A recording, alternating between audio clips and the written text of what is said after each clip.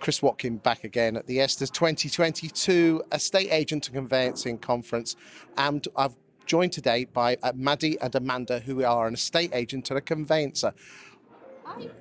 Why is it so important for estate agents and conveyancers to get on so well? Because we can genuinely help the process. We are the only party in a transaction who can actually speak to everybody involved. We can speak to both conveyancers, buyer and seller, and we can speed the process along, and we can also run around and help the conveyancer if needed. Amanda, what's the one thing that really winds you up about estate agents in the conveyancing process? And don't hold back, babes.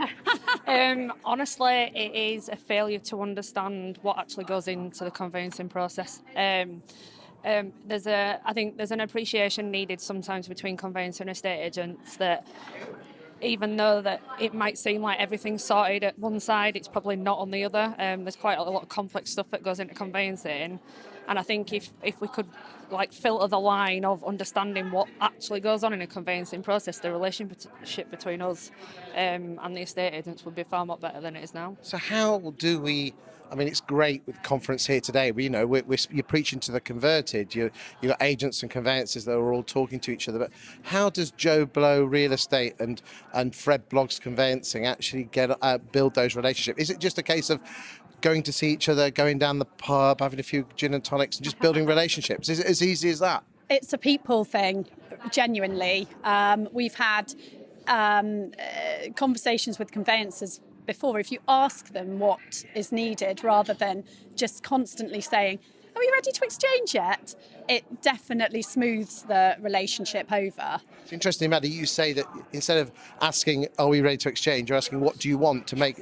Would that help with us? That would help. That is literally the missing link when it comes to the two separate entities in conveyancing. It's getting that agent that you're working with to understand what your process looks like.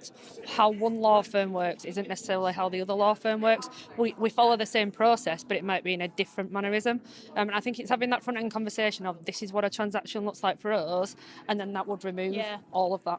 What's your thoughts about the home buying and selling group, and then potentially having some form of seller information pack up front? Do you have any strong opinions either way on that one? So from a conveyancing point of view, obviously I were around when the whole world of the HIP was a... Oh, I was there, yeah. You obviously started as a child. That's a compliment. No, thank you. And that obviously didn't work out so well. I am quite open-minded that the more information that you can give at the outset would make things a lot better in the long run for both of us. But I think it's finding out what that information looks like and agreeing in a set format for everybody.